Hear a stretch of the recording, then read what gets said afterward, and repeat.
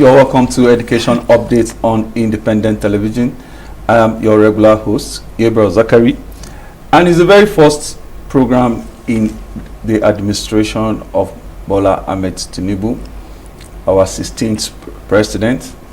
And I don't know what to say. Just few days into the administration, we are concerned with the education sector here, and stakeholders say it's not looking good.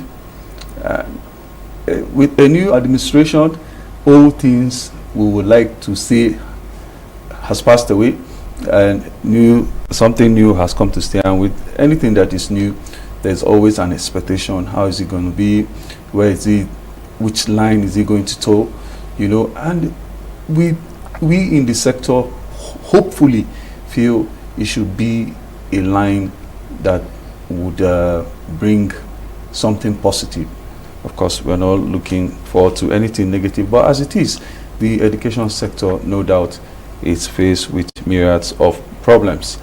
But it is not over yet, and of course, it's a new slate, so we shall be trying to set in our own way some kind of agenda for this administration and see which way to go.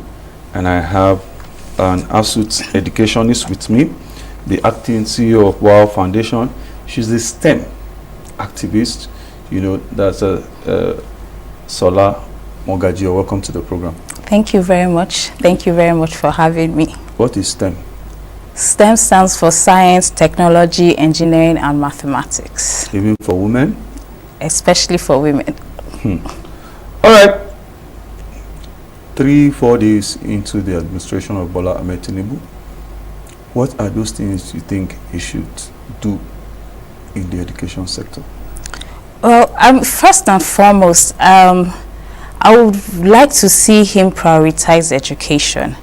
Looking at his manifesto, I do not feel that education was given the priority it should have been given.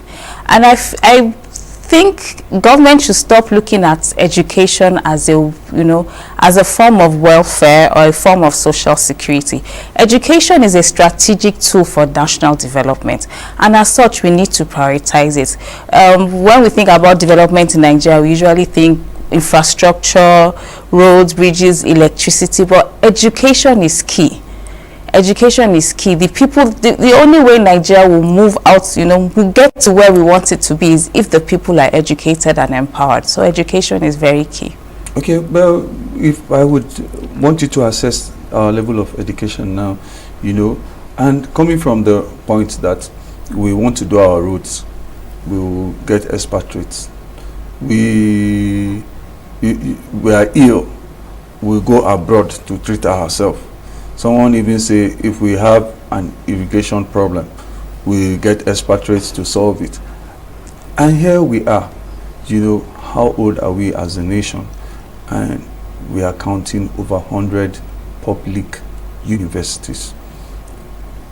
And all that, is still where we find ourselves now. So how would you assess the level of our education as it is today?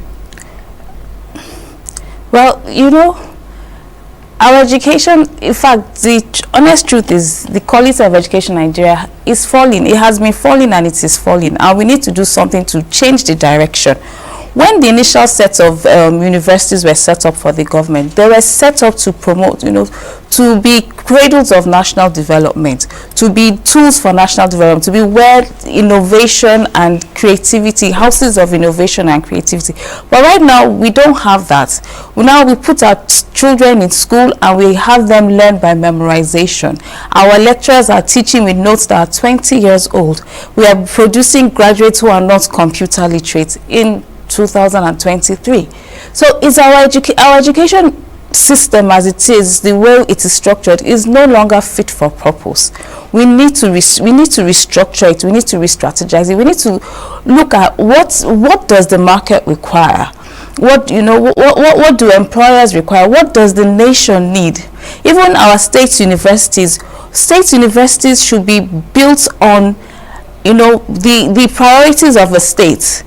So we have like the University of Agriculture, Makurdi, because that is a state that is known for agriculture, and agriculture is their main economic activity. But then you have other states who are prioritizing other things, and you're wondering, how does this add value to this state?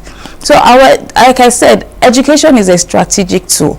We've seen how places like India, how places like China have been able to emerge on the back of an empowered people. So that's what we need to do with our education today. Okay, talking about empowered people, what are those things you think should be put in place, you know, to see that we get some of these things right? I can tell you 90% of the people that were evacuated from Sudan were students. You go to neighboring Ghana, where Nigerians are there, and then you begin to ask, what's the problem? So our curriculum must be relevant and up to date. Our teachers must be trained and competent, not only in their subject matter, but also in pedagogy, in delivering this content, in being able to teach children. We need to infuse technology into our education. We need to infuse technology into our education. And we have private sectors too, you know, that should have made up for, you know, some of these lapses, if I will call it that way. You know, I did not see this direction now that you're... The private institutions are doing well. They're doing much better than the government institutions. As it is now, 10, 15 years ago, people were sending their children to private universities under duress. But now that is the choice. That's the first choice of many parents. But the issue is the bulk of the population, the bulk of the student population are in government schools. So if we do not get our government schools, you know, to build up their standards and improve their quality, then we're just creating an elitist and classist system where those who can go to private institutions will rule over those in the government institutions. Education is meant to be an equalizer. Education is the greatest equalizer of all time. Through education, the son of a pauper can become a prince. You know, and so our education system is not doing that, and that is very unfortunate. Okay, what kind of gloves should this government wear now when it comes to treating education? Like I said, it should be prioritized. It should be seen as a strategic tool. And I've seen, you know, they always talk, all the, you know, government will talk about investing in education, infrastructure, you know, building schools, building classrooms, training teachers. But there's one thing I think we also need to look at, and that is assessing, monitoring, evaluation, assessing, know what works, what doesn't work. Look at the quality, you know, the quality of students that are coming out of our educational system. Are this the quality that we need? Is this the quality that the marketplace demands? Also, education is expensive. It's expensive. This is going to require a lot of resources. So we need to be very creative and intelligent in how we channel these resources. So we want to channel resources into what works, into tools that will not just build classrooms for the sake of building classrooms, making sure that we build classrooms that actually add to the quality of our education. Okay, the man who will be the rider of this vision that you're talking about, how is it that we lack the manpower, we lack people who would think, you know, along this direction and get things right? No, it's not that we lack power. So it's a problem world over. Education is not sexy. Pardon my language. is that right? You know, as a politician, if you build a bridge, you can always point to the bridge when campaign comes and say, see the bridge I built. You did the road, you say, see the road. But it's difficult to point to say, oh, see the children that I trained. In fact, they've moved on to another institution or to another. See the teachers that I trained. So that's why the first thing they'll tell is they want to build classrooms, because then they can point to the classrooms and say, yes, we built this school, we built this class. Well, a school is more than a classroom. It's, in fact, more importantly, is the quality of the teachers, the quality of the learning that is taking place in this school. So there's even a global movement, you know, on how to get governments to prioritize, especially in developing countries, to prioritize education, and also to look for. And you think in this our climate is doable? It is very doable. And if it's doable, what kind of man or woman rather, should be at the helm of affairs in education in this country? What kind of radical change should come? So it has to be a lover of education, somebody who is passionate about education, somebody who is passionate about the Nigerian youth, about empowering our Nigerian youth, and somebody who understands, who understands the building blocks of learning, the building blocks of teaching, and who is also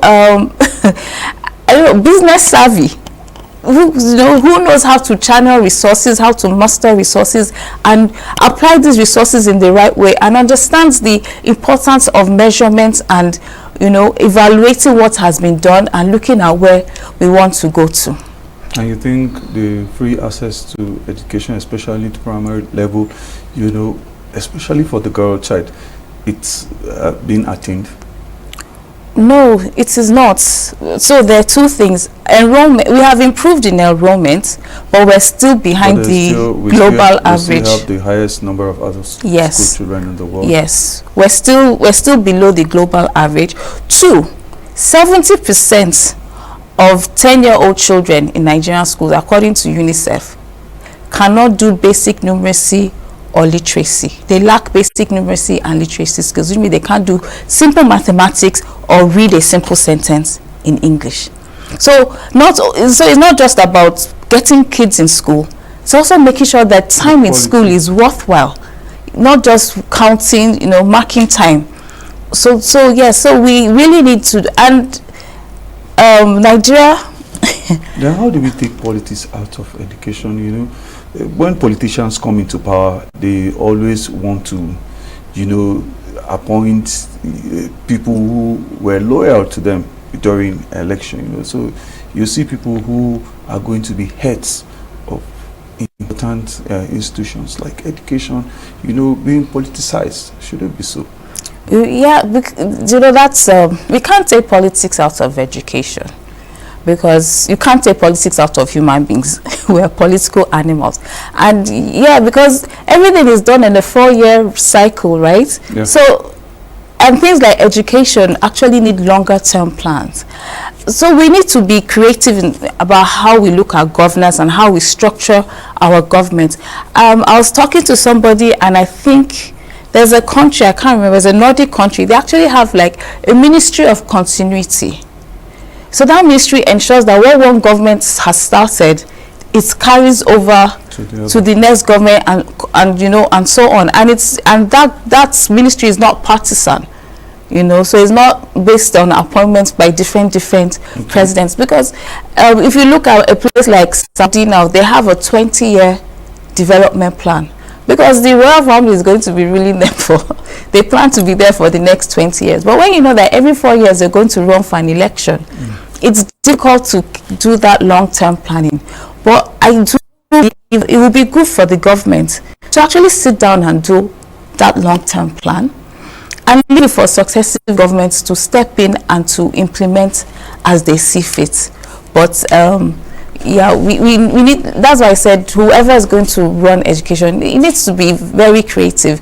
Even the way our education, the system is structured, federal takes care of tertiary, state takes care of secondary, local government is meant to take care of primary. Then who is measuring work? Who makes sure that the state does their work or the local government does their work? And that has led to a lot of inequalities in our education, because then that's why we now have things like different cutoff marks all over the country. It shouldn't be so. So we need to be very creative and look at it holistically. I think the girl child has equal opportunity with the boy, especially with the kind of system we run. No, definitely not. So if you talk of gender equality, it shouldn't be so. No, it should not. Okay. So why is it so? It's because they're deeply entrenched inequalities in our culture, in our society, which we are battling and which we are fighting against. So even the way our even the foundation of our educational system was not to promote gender equality. It was actually, in the beginning, girls were not even going to school. They were staying at home and learning how to do household chores. When girls started going to school, they were being trained on how to be, the focus was to train them on how to be better wives and mothers, not for them to be productive in the workplace. So there has been an evolution and will continue to evolve. The system as it is, no, it is not equal to the girl child, but the government has committed to gender equality in education. There's a gender education policy, and so we hope that, you know, with the right investments, the right level of attention paid to education, we will achieve that gender parity in education. All right, viewers, if you are just joining us, it's Education Update on Independent Television, and I'm been speaking with Sola Mogaji. She's the acting CEO of WOW Foundation and STEM activists, and we've been discussing a lot of issues, you know, on education and how to move it forward, especially in this baby administration that has just come in. On the whole, because we're practically running out of time. Yes. What should this government do if they have to hit the ground running, you know, in aspect of education? I would say call a state of emergency in education. Call a state of emergency in education so that we come back to the drawing board and we build up our educational system, and we give each state, you know, key deliverables, key milestones they must hit in their education sector. We have states that have been educationally disadvantaged for 40 years. Such states, how much of their budget do they actually devote to education? These are things that we need to look into. All right, but beyond just mere talk, you know, people say sometimes we have fantastic, you know, things to, you know, but implementation is the problem. You know, how best do we supervise and see that this is best done? Okay, so one other thing that is lacking is that apart from private schools, the private sector actually plays a very small role in our education. We need to bring the, we need to, you know, get the private sector to be more active in our education. Private sector can even be the ones, if you have a large, for example, Dangote's factory in Obajana, should be able to say, the students coming out of these secondary schools, yes, they meet our purpose, we're able to employ them. And if we're not able to employ them, they should be able to say, no, we can't employ them. We need the schools to do this, to do that. So we need to, we call it town-gown linkages.